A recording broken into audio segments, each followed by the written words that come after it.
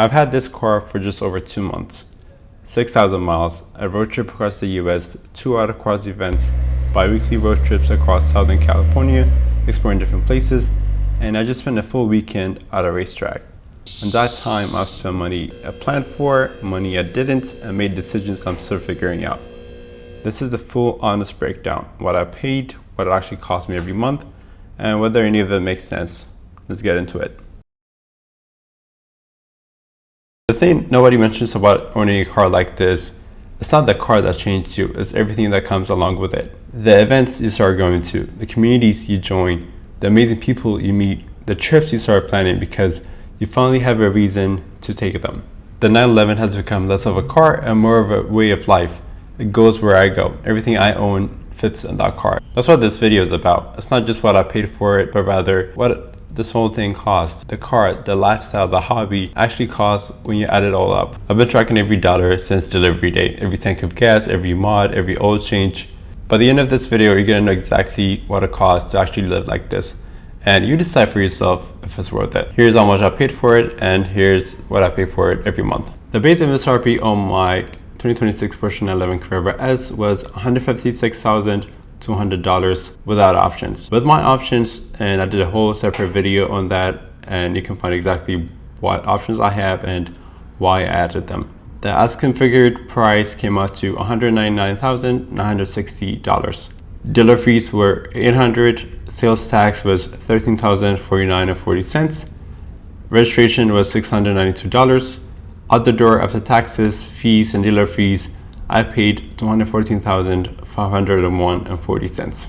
My down payment was $64,501.40, including the $5,000 deposit that I made initially when placing the order. For the remaining $150,000, I took out an auto loan from my credit union, which was Navy Federal Credit Union. I had a great credit score, so my rate ended up being 4.59% for 72 months. Before I get into my monthly payments, I want to point out that I had no issue using outside bank to finance this deal. They were very transparent from the beginning. They told me I can use any outside bank that I choose. It doesn't have to be through them. And this is all before I even got the allocation. And I did a whole separate video of how I got the allocation with no purchase history or no relationship with the dealer. So check that out. I'll put a link in the description. So if your dealer is insisting you pay ADM, which is that just a dealer markup, or if they're requiring you to finance through them, or if they're requiring you to buy any maintenance or tire package, that's a good indication that you should probably stay away from that dealer and go find another one. With that being said, my monthly payment on auto loan is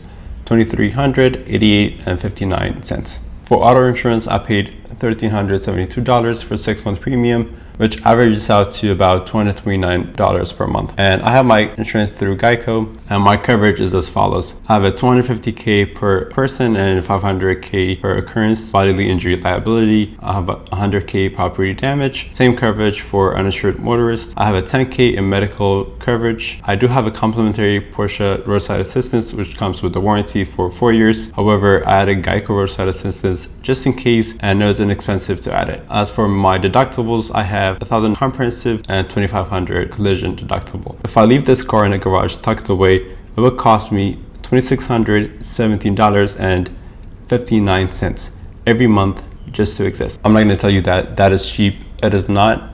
However, I made a calculated decision based on my budget and my lifestyle, which works out for me. You can agree or disagree with that. However, the main point of this video is to be as transparent and provide you with the full ownership cost. I'm neither giving you financial advice nor trying to scare you with these costs. I'm just providing you the information so you can make an informed decision. Before we move further, I want to bring up some upfront costs that I had to pay to get the car street ready. So that's cost that I paid before I even got to drive the car. And that is mainly the PPF. So I got full body PPF as well as windshield PPF, some window tints, some ceramic coating on the wheels. My total cost for that was $13,020, which comes out about to 6% of what I paid for the car. Now these last for about 10 years, but being conservative and assuming it will last 5 years, it comes out to about $220 per month. Now let's dive into how much I've spent on gas. Now the Carrera S is rated at 18 miles per gallon in city and 24 on highway.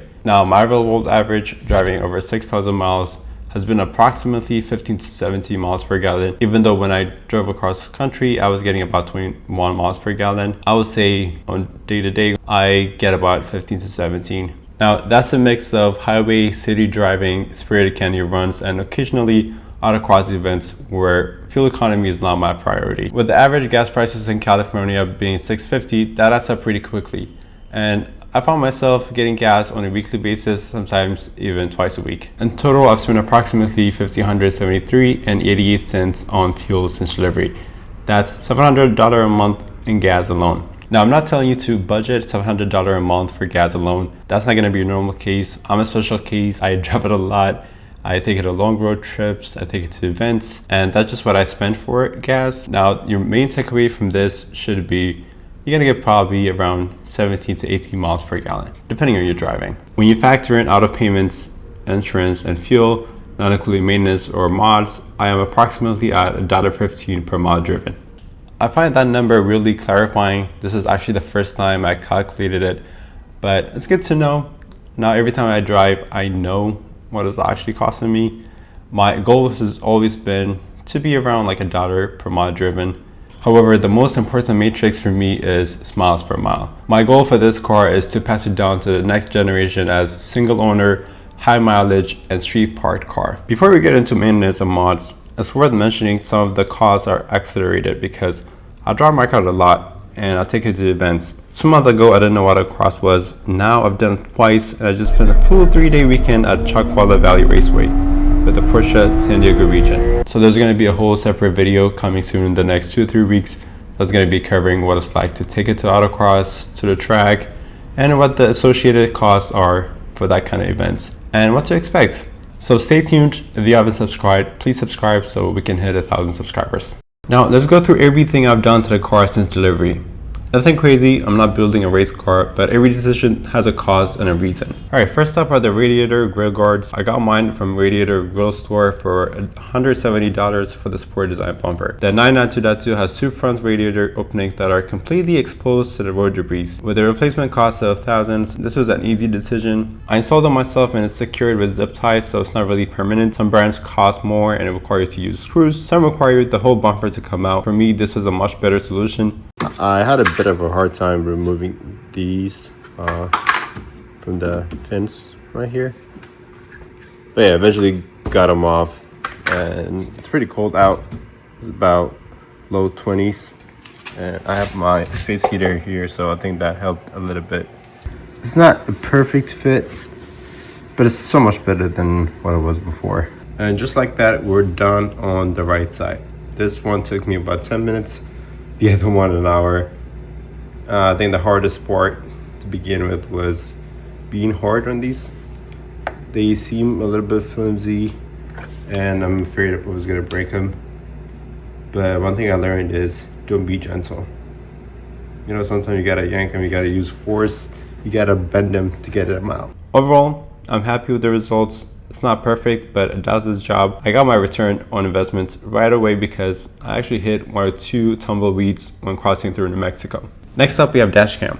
I have a 3-way dash cam that costs about $400 and $20 monthly for a data plan. It captures front, cabin, and rear, and has some features like hardwired kit for GLTE, parking surveillance mode that really do come in handy. I drive it a lot. I park it on streets, so it was a must-have. I installed them myself and it did take a few hours because it was my first dash cam. I had to learn how to hardwire it, and they're not made for these cars. The cable for the rear camera was 26 feet long, so I had to get really creative and wrap it around the back to hide all of that. Now imagine doing that while you're squished in the rear seats.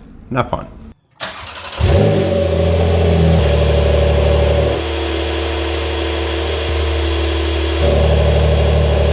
I have the keys valve controller on this car, which I was against initially because I wanted to get a stage 1 or stage 2 tune, which come with that, or exhaust modification in the future. So I figured I'll just wait. But 2 weeks in with the car, I hated how it sounded on cold starts and low RPMs. It was so muted. So the solution for that was to get a valve controller, as it doesn't affect the warranty. It cost me $700 and it's an easy 20-minute installation for the 992 Carreras, with the exception of the 992.2 GTS hybrid. For that, you have to take the whole bumper, so I'm glad I did not buy the GTS. Next up is a very controversial subject, and that is I did my first oil change at 600 miles. So Porsche says your first service is at 10,000 miles or 1 year, which is usually included. for new cars, so you get the first service for free. I did mine at 600 because I wanted to change it to get rid of impurities such as metal shavings from the initial braking process. The braking period for these cars is around 1,500 miles. However, for me, it was either changing to 600 or 3,200 miles after driving it cross country. The engine is the most expensive part of the car, so spending a few extra $100 to protect it is a no-brainer. Going forward, my interval is every 5,000 miles, and I actually just changed it a day before my 3-day track event. I did the oil change myself. It does not void the warranty as long as you use OEM parts and use Porsche approved motor oil and keep a good record of it. This being my first time doing an oil change ever, it took 45 minutes to an hour. There were a few tools I had to get, which had a one-time cost of about $100. I'll have a section in the description that will have a link to all the parts and tools you need. For the OEM parts, that was about $58. That's new filter, O-ring, and new drain plug.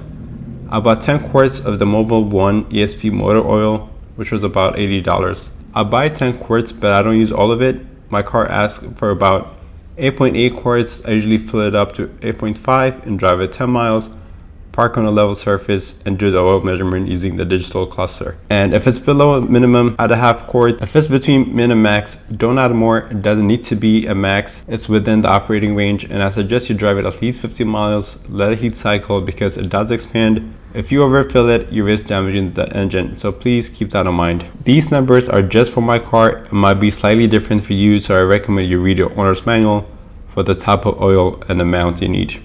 And finally, roof box. This one is optional and personal choice. I'm a digital nomad after all, so everything I own needs to fit in the car. So I got the roof box to store most of the items on my road trip to San Diego and beyond. I got the Porsche roof box and the roof transfer main support system for $2,613.03.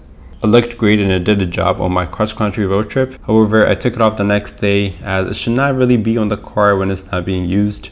It does create a lot of wind noise, and honestly, the car just looks and performs better without it. I'm still going to use it. My only regret is it's too big for the car, so getting something smaller would have been better. When you add it all up, I've spent $4,121.03 on mods and maintenance, the roof box being the major expense. Next video is going to be really awesome. I spent last weekend at Chalkwalla, so I'm going to be sharing that pretty soon, and it was a fun weekend. It was a 3-day event, did at least 100 laps on my street tires. It's going to be very interesting, so keep that in mind, and I'll see you soon.